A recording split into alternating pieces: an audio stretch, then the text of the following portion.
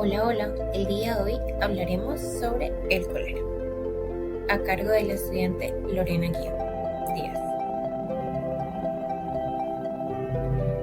El cólera es conocido como un agente infeccioso. Este se trata de un bacilo aeróbico que pertenece al grupo de los gram negativos. Este posee solo un flagelo polar que le da gran movilidad, es decir, es capaz de llegar mucho más rápido al intestino delgado. Este bacilo es llamado Vibrio cholerae y fue descubierto en el año 1883 por Robert Koch. Un dato curioso es que este flagelo sobrevive por periodos de hasta 7 días fuera del organismo. Este fue causante de múltiples muertes y durante la historia ha provocado 8 pandemias, en la que cada pandemia ha durado o ha persistido por más de un año. Durante los últimos 20 años se han presentado brotes generalmente en lo que es la parte de las Américas y su incidencia más alta se registra en África, que durante el año 2010 se han presentado varios brotes, pero en países afectados se han registrado una tasa de letalidad inferior al 5%, que al 31 de octubre del 2010 se diagnosticaron casos de cólera en Haití. El cólera se divide en 2 grupos. Estos 2 grupos se dividen en biotípicos clásicos y en biotipos del tipo TOR. Estos subgrupos son clasificados según el tipo de antígeno. En el biotipo clásico tenemos el antígeno O1, que a su vez se clasifica en 2. En el O1 clásico, que es el responsable de las primeras pandemias de cólera durante el siglo XIX, y es el que persistió hasta que llegó el antígeno O1 tipo TOR, que este mutó y se denomina actualmente el más resistente y persistente durante el ambiente. Pero también tenemos otro antígeno de tipo O139 que apareció en el año 1992 en la India y este causó brotes, pero no se expandió como el tipo bioclásico o tipo TOR. Tenemos que a su vez estos se clasifican en Owama, que es de tipo O1, e Inojokama, que es de tipo O1. Estos son los más persistentes en las épocas de cólera en tiempos de pandemia.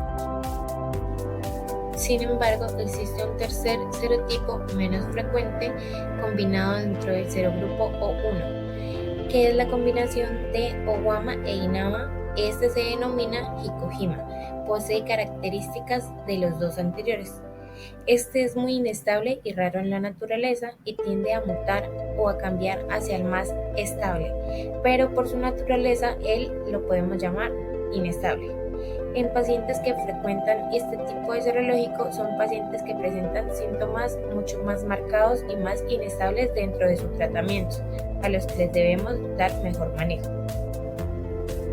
Bueno, dentro del reservorio principal tenemos al ser humano, pero dentro de la literatura y en la investigación se ha sospechado de otros tipos de reservorio, en este caso el acuático, como lo serían los moluscos, cangrejos y las ostras, ya que se han presentado casos esporádicos encontrados en la costa del Golfo del México que no estaban relacionados con las epidemias, debido a que pueden sobrevivir, este agente infeccioso puede sobrevivir en aguas superficiales, estuarios y alimentos contaminados, ya que si tenemos una población que tiene poco cuidado higiénico, esta enfermedad puede ser propagada de manera de ingerir.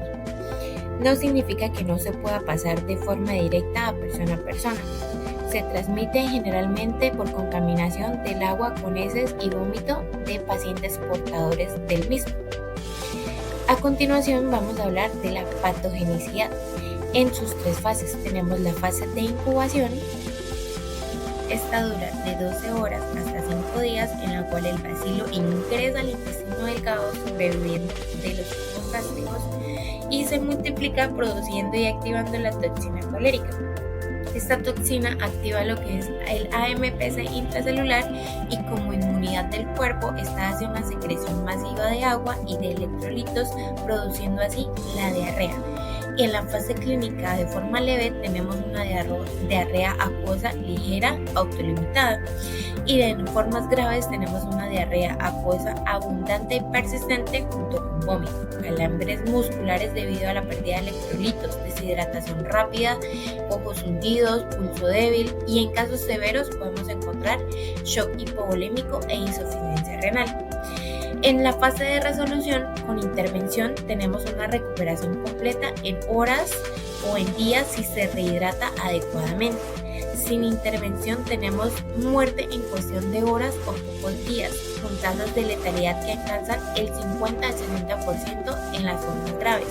Y con rehidratación adecuada, la mortalidad se reduce al 1%. La prevención primaria es evitan la aparición de casos nuevos dentro de la comunidad.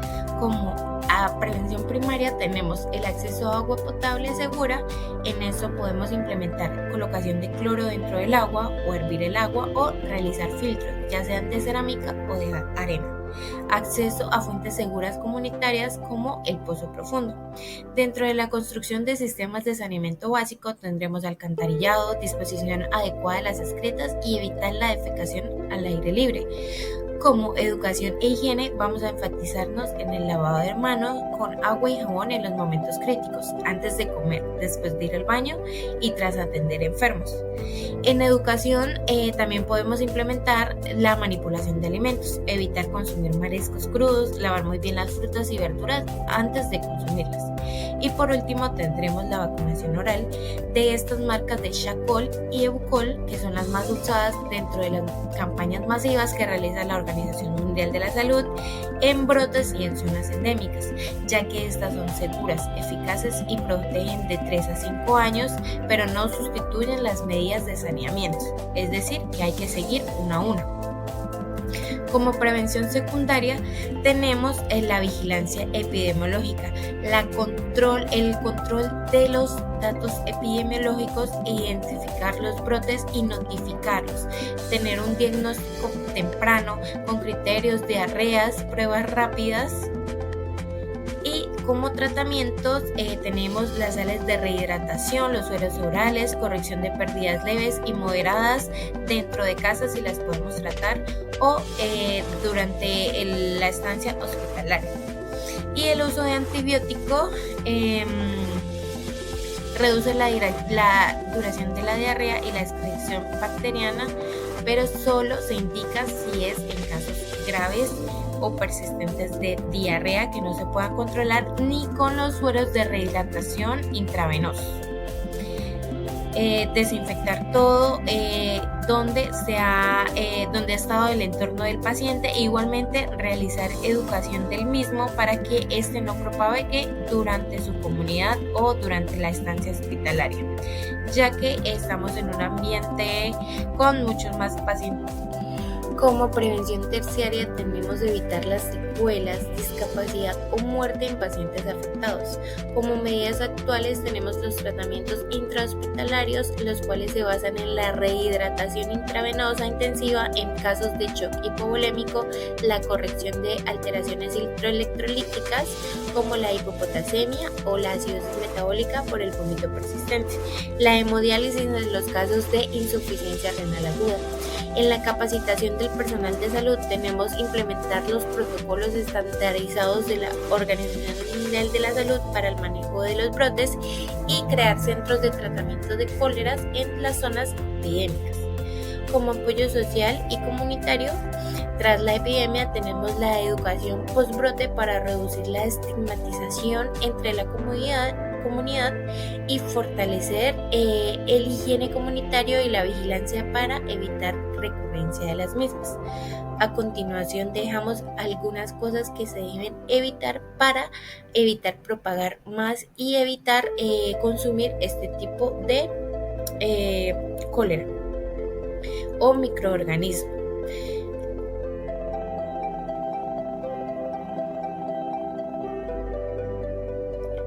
Muchas gracias.